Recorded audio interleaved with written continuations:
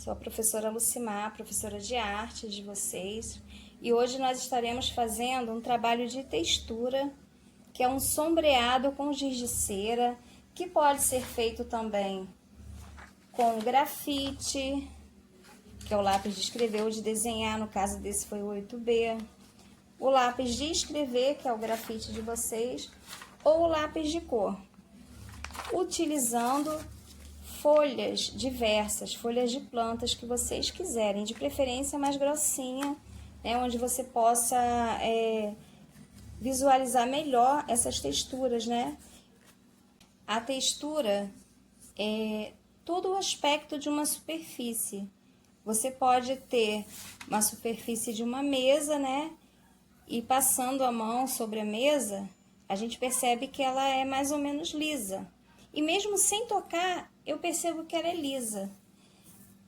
Assim como vendo essa manta de pedra, a impressão que nós temos, mesmo sem tocá-la, é de ser áspera pelos elementos que possuem, né, que compõem a manta, que são pedrinhas. Sem tocar o algodão, nós temos a sensação de que o algodão é macio, né? E quando tocamos, podemos confirmar isso.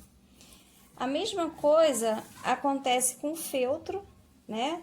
Um lado ele é até menos áspero do que o outro, mas é um material que quando tocamos sentimos a textura. E também, sem tocar no feltro, a gente pode perceber que ele não tem uma superfície totalmente lisa.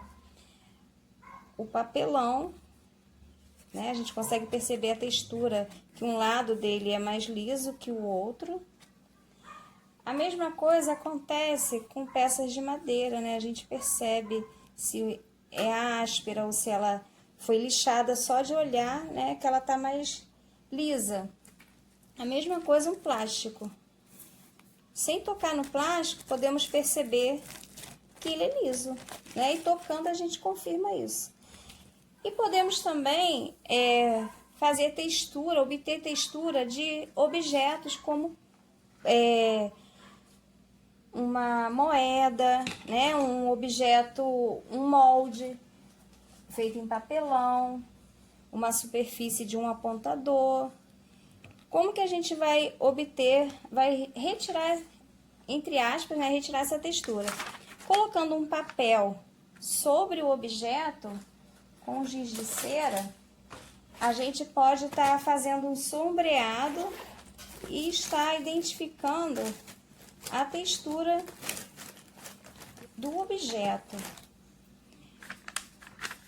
Com giz de cera deitado, se eu sombrear,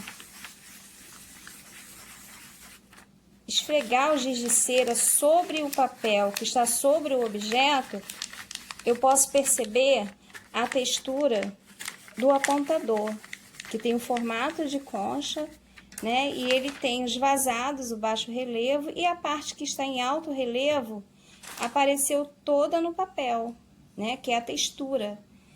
Então, eu posso fazer isso com um objeto e posso estar fazendo com folhas de plantas. Uma folha de manga, uma folha de maracujá ou de caju. Qualquer planta que vocês tenham em casa. Aipim tem uma textura e um formato muito interessante, então vocês podem escolher a folha da preferência de vocês, colocarem sobre a mesa e uma folha de papel ofício ou de caderno que vocês tiverem em casa, dá para fazer.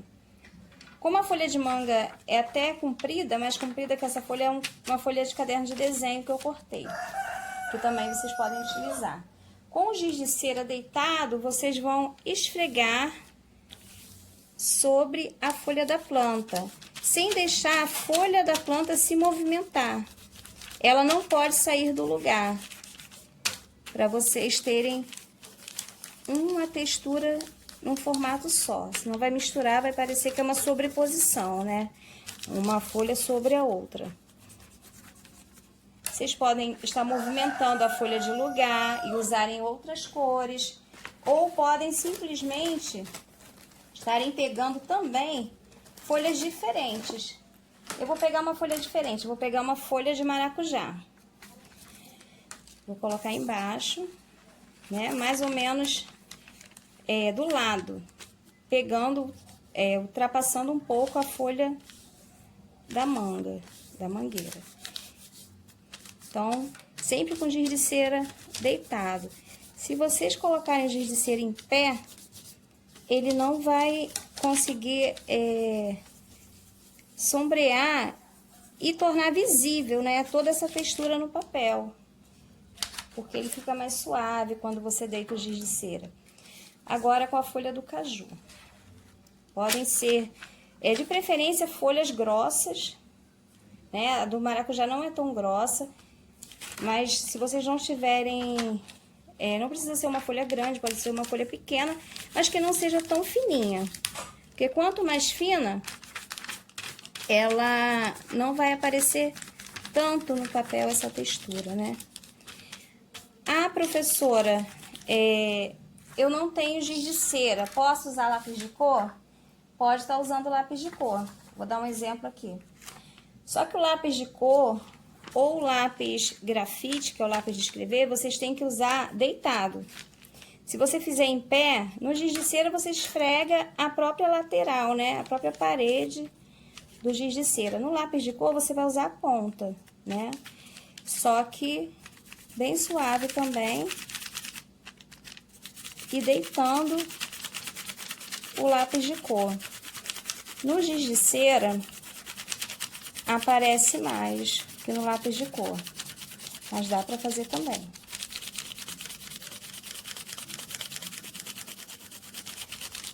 Professora, eu estou sem lápis de cor, sem giz de cera, pode usar o lápis de escrever, que é o que nós chamamos de grafite.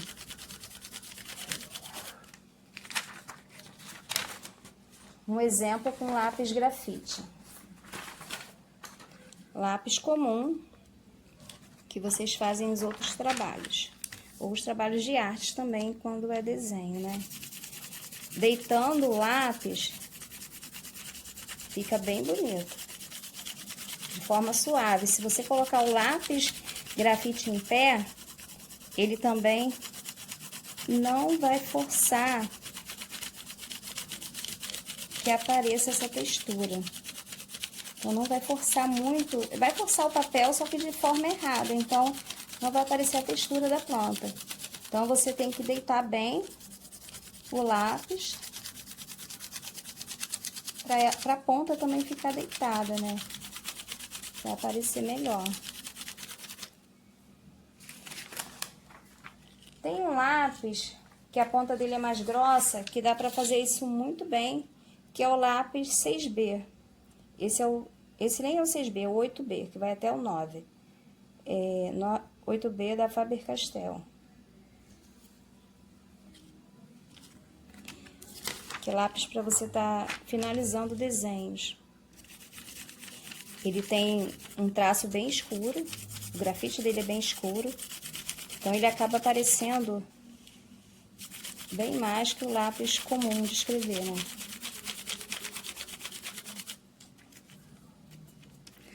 Acompanhar o mesmo movimento. Então, assim, no giz de cera, eu vou até forçar um pouquinho mais, mas pode estar fazendo mais clarinho. No giz de cera aparecem mais essas tramas, né? Toda essa textura da folha. Mas esse 6B, 8B, pode ser 7B, 9B, se você forçar ele aparece bastante também. Tá vendo? Então, o trabalho de textura, que na verdade é textura gráfica, só que fazendo um sombreado, né?